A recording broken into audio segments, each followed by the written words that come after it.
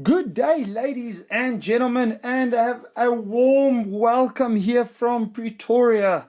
This is Sarel van Grenen, aka Mr. VG, and today we are going to do a lovely question from an IEB paper that's going to force you to think a bit differently about how you approach geometry. Now, this kind of question is one that's actually going to require some construction to finish it off. For those of you that are watching and are from an IEB, a non-government school, a private school, look out for something like this in your exam. For the rest of you, I encourage you, do not just go, oh, this is a private school thing, I'm not going to watch this. Please, your teacher may ask it in this prelim. You never ever know. So I encourage you, focus, be there 100%, and also just have a bit of fun. So let's dive into this specific question. This specific question asked us the following. In the diagram below, a circle is drawn passing through B, C, D, and also A. Angle BED is theta, and BE and ED are tangents at B and D respectively. Okay, let's quickly stop. What does that mean on the sketch? First of all, it means theorem 7. No, it doesn't, because there's no center of a circle. It does go towards theorem 8, which says BE is the same as ED. I don't have anything else.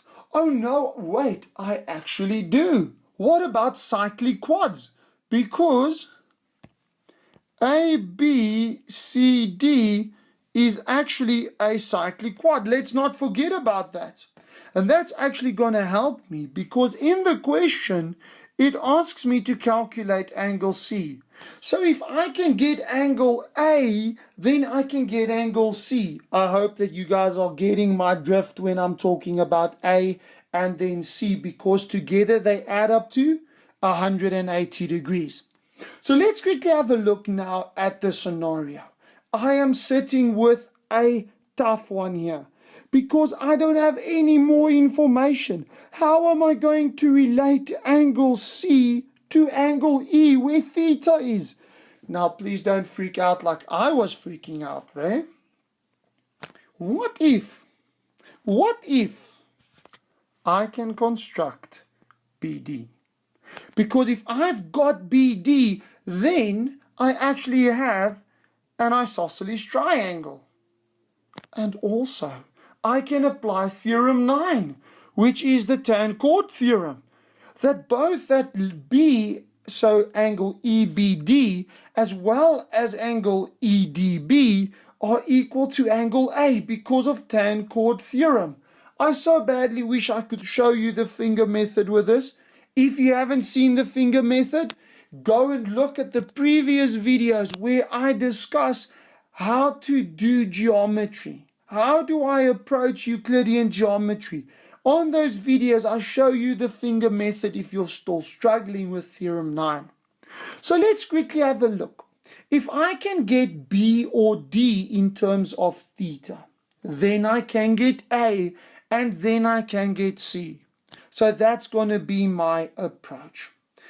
Interesting, look at the way I did that. I said for me to get C, I want to get A. But for me to get A, I need to get either that red B or the red D, and then relate that to E. So let's try and do that. So first of all, I'm going to tell the examiner, construct BD. I have to tell them what I do because it hasn't been given on the sketch. Next up, I'm going to say, well, BE is equal to DE because they are tangents from the same point. After I've done this, I can now start going, okay, you know what? Why is the red B's the same? Well, angle DBE is equal to angle BED because they are angles opposite equal sides. And therefore, I can say that those two angles, the sum of them and theta, is equal to 180 degrees because of interior angles of a triangle. By looking at this now, I can get that angle BDE is equal to 180 degrees minus theta divided by 2. That follows directly from there, because remember, BDE is the same as DBE. If you are unsure about how I got to that, please try it yourself or ask a teacher. You could even email me and go, "Sir, I don't know." And I will gladly help you with how I got to that. Now, next up, I'm just going to divide each of the 180 degrees and the theta by 2, which leaves me with 90 degrees minus theta over 2. Please, just in your mind, hit the pause button and look at where you want to go. I'm seeing a theta over 2, which means I'm going, this is nice. I'm getting closer to where I want to go. Now, next up, I'm going to move over to red. So angle BDE is equal to angle A because of theorem 9, the tan chord.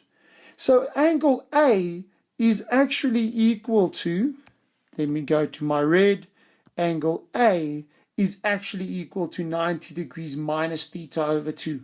Again, remember, if I have angle A, I can get angle BCD. Why?